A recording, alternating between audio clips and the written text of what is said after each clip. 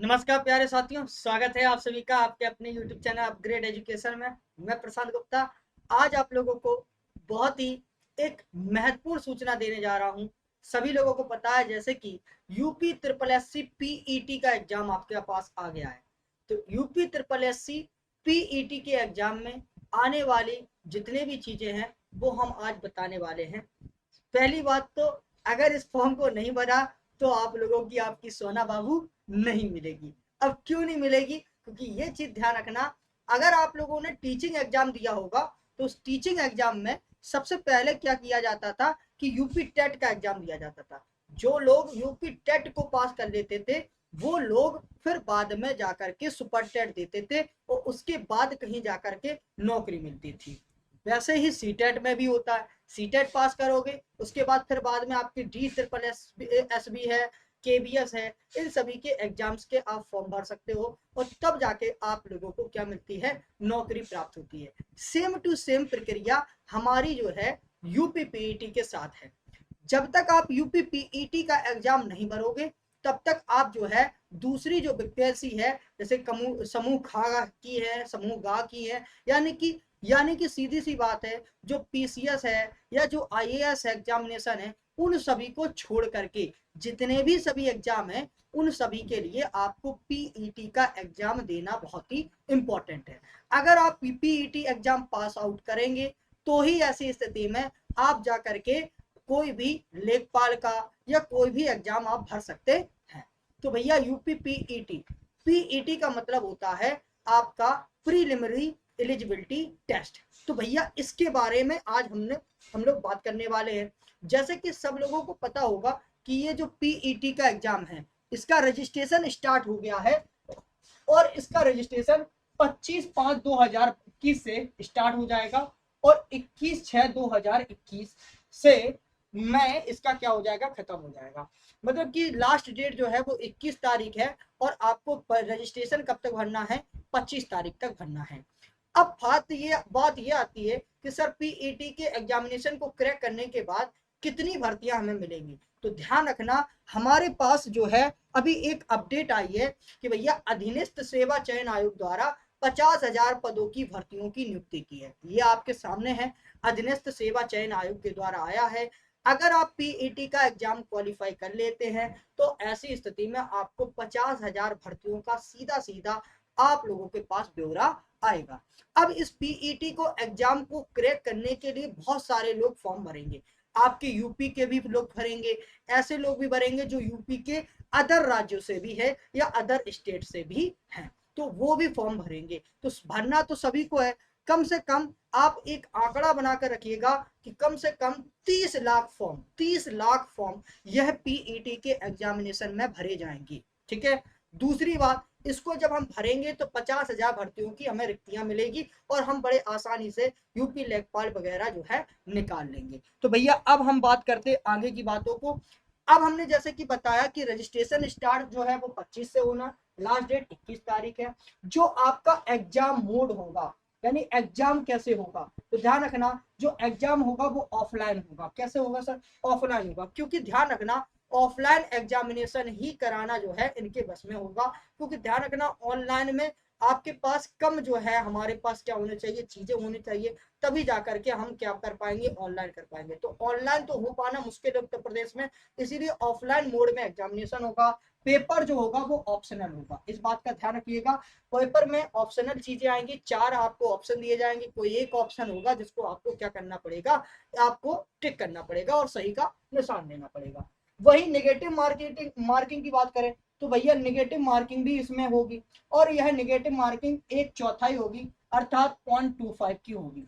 माना कि जैसे आपने 4 क्वेश्चन गलत कर दिए तो 4 क्वेश्चन गलत होने पर आपका एक क्वेश्चन जो सही है वो कट जाएगा। मतलब दिमाग में ये रखना 1/4 की नेगेटिव मार्किंग है। 4 क्वेश्चन पर अगर हमारे गलत होते हैं तो 1 नंबर सही वाला भी चला जाएगा। तो बड़ा सोच समझ के हमें क्या करना है, हिसाब किताब बनाना है।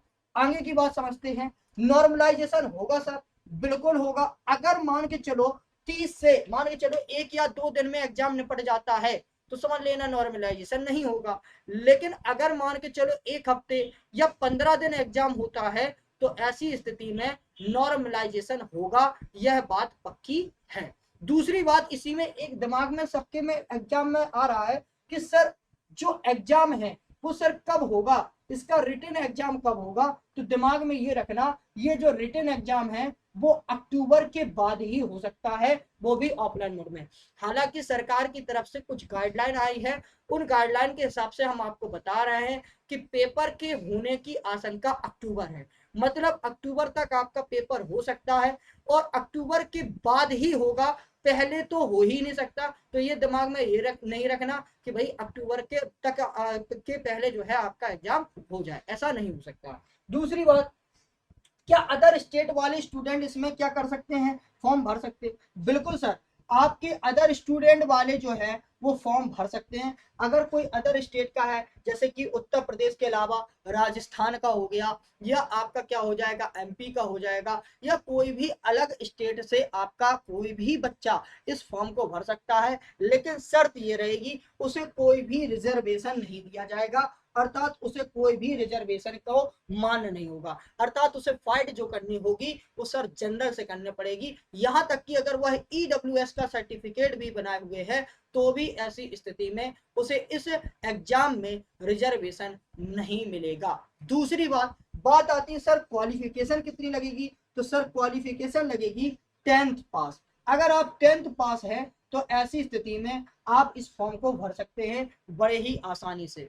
लेकिन यहाँ पर ध्यान रखना, अगर आपके पास और भी कई एग्जाम हैं या आपने और कोई भी एग्जाम दे रखा हुआ है, ग्रेजुएशन किया है, इंटर भरा हुआ है, तो उसको जरूर भर देना, क्योंकि अभी तो इसको एग्जाम को नहीं माना जाएगा, लेकिन बाद में जब आप यूपी लेखपाल भरेंगे या यूपी की कोई अदर वैकेंसी भरेंगे तो ऐसी स्थिति में आपको इस फॉर्म को, मतलब कि इसके लिए आपको अदर क्वालिफिकेशन की जरूरत पड़ेगी। बात समझ में आई कि नहीं आई भाई? अगला चीज आती है सर एज।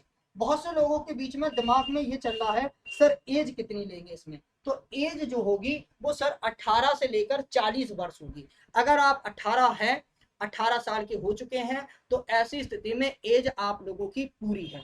लेकिन सर एक दिमाग में आ रहा होगा कि कितने तारीख के पहले वाले बच्चों को 18 प्लस माना जाएगा। अगर आप 1 जुलाई 2021, कितने सर, 1 जुलाई सर 2021, अगर 1 जुलाई 2021 तक आप जो है 1 जुलाई 2021 के पहले 18 साल के आप हो जाते हैं तो समझ लेना आप इस फॉर्म को भर सकते हैं। 1 जुलाई 2021 के बाद, मतलब कि 1 जुलाई 2021 के बाद क्या कोई भी व्यक्ति जिसका आपका क्या है 18 प्लस के हो गए हैं, होंगे या होने वाले हैं, वो व्यक्ति कभी भी इस फॉर्म को, मतलब कभी भी क्या, अगले वाले में भर सकते हैं फॉर्म, लेकिन इसमें नहीं भर सकते। दूसरी बात, सर हमने ओटीआर रजिस्ट्रेशन नहीं भरा तो क्या हम इस फॉर्म को भर सकते हैं? तो जितने लोग थे ओटीआर रजिस्ट्रेशन वाले, जैसे हम वन टाइम रजिस्ट्रेशन के नाम से जान रहे थे, बहुत से लोग ओटीआर के बारे में जानना चाहते हैं, बहुत से लोगों ने ओटीआर फॉर्म नहीं भरा। अभी हाल फिलहाल में ओटीआर फॉर्म आया था, राज्य सरकार ने इसको निकाला था। ओटीआर फॉर्म जो है वो भरा कितने लोगों ने है, मात्र 6 लाख लोगों ने भरा है।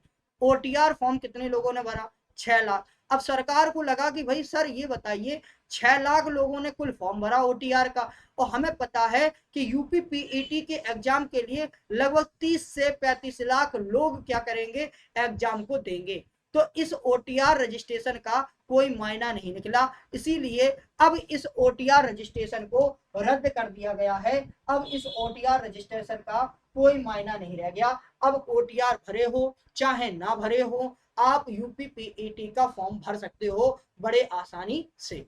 अब सर इतनी बातें तो हम लोगों को समझ में आ गई, बहुत ही अच्छी तरह से डिटेल समझ में आ गया होगा कि 1 जुलाई 2021 के पहले अगर आप 18 साल के हो गए तो आप इस फॉर्म को भर सकते हो। इतनी बात समझ में आ गई कि नहीं आ गई? 40 साल आपका अंतिम है, ये जनरल की बता रहे हैं। फिर ओबीसी के लिए 5 साल का रिलैक्सेशन मिलता है, एससी एसटी के लिए 5 साल का रिलैक्सेशन मिलता है। तो इस तरीके से आपका 5-5 साल का रिलैक्सेशन मिल करके आप अपने हिसाब से देख सकते हो कि अगर ओबीसी होगा तो 45 साल हाईएस्ट हो जाएगा, अगर एससी एसटी होगा तो उसे 50 साल हाईएस्ट मिल जाएगा। तो इस तरीके से आपका क्या हो जाएगा, पीईटी का एग्जाम भर सकते हो। बात आती है सिलेबस की। सिलेबस की बात करें तो जो विषय है इसमें एक तो दिमाग में सब लोगों के ये आ रहा है कि सर क्या इसमें ट्रिपल सी का एग्जाम होना आवश्यक है। ट्रिपल सी का एग्जाम के लिए बहुत से सारे लोग दिमाग में रखे हुए हैं कि सर क्या यूपी पीईटी के एग्जाम को भरने के लिए हमें ट्रिपल सी होना अनिवार्य है। तो बिल्कुल नहीं है। आप अगर ट्रिपल सी नहीं किए हो तो ऐसी स्थिति में आप क्या करेंगे, आप यहाँ पर फॉर्म भर सकते हैं, कोई जरूरत नहीं है ट्रिपल सी की। लेकिन आप जब लेखपाल का फॉर्म भरेंगे तो ऐसी स्थिति में ट्रिपल सी की जरूरत पड़ेगी। तो इससे अच्छा है कि आप ट्रिपल सी कर ही क्यों नहीं लेते हो। आप साइट पे जाओगे, नाइलेट से आप आराम से ट्रिपल सी कर सकते हो। तो भैया ट्रिपल सी करके बैठो, अगर लेखपाल की वैकेंसी आएगी तो आप आराम से जो है इस ट्रिपल सी को भर सकते हो। दूसरी बात, सिलेबस में आपका क्या क्या आएगा, तो जीएस आएगी एक तो 50 नंबर की। ये एक बहुत ही अनूठा विषय है, इसके बारे में सबसे अधिक पूछा जाएगा, 50 क्वेश्चन आएंगे जीएस के। दूसरी बात, सर मैथ और रीजनिंग से कितना आएगा, तो 30 नंबर का मैथ और रीजनिंग आएगा, 15 का मैथ, 15 का रीजनिंग। बहुत ही साधारण सा पेपर होगा, कोई ज्यादा जल्दी नहीं है या कोई भी ज्यादा समस्या नहीं होगी। जो कोई समस्या होगी सर जीएस में होगी। तो भैया जीएस के लिए आप लोगों के लिए बहुत सारी चीजें लाएंगे भी। बात आती है हिंदी, तो सर हिंदी कितने नंबर की आएगी, तो सर हिंदी आएगी 15 नंबर की। और इसमें एक सेक्शन और जोड़ दिया है जो कि 5 नंबर का है, अर्थात इसमें 5 नंबर की क्या होगी, अंग्रेजी भी जोड़ी जाएगी। बात समझ में आएगी नहीं है। तो इसका मतलब कुल कितने क्वेश्चन होंगे, 100 क्वेश्चन होंगे। 100 क्वेश्चन कितने पूर्णांक के होंगे, 100 नंबर के होंगे। कितने घंटे में होंगे, 2 घंटे में। तो 2 घंटे में 100 क्वेश्चन करना है, 100 नंबर के। अब आती है सर कट ऑफ की बात। तो जितने लोग कट ऑफ की बात करते हैं तो ध्यान रखना, कट ऑफ जो निकाली जाएगी वो लोगों के भरने, फॉर्म भरने पर और उसकी मेरिट लिस्ट के आधार पर आप लोगों की कट ऑफ निकलेगी। तो भैया कट ऑफ को दिमाग से हटा दो कि एक जो है जैसे दिया जाता है टेट में कि आपका 90 नंबर आ गया तो आप जो है जनरल से सी टेट को पास कर लोगे या यूपी टेट को पास कर लोगे।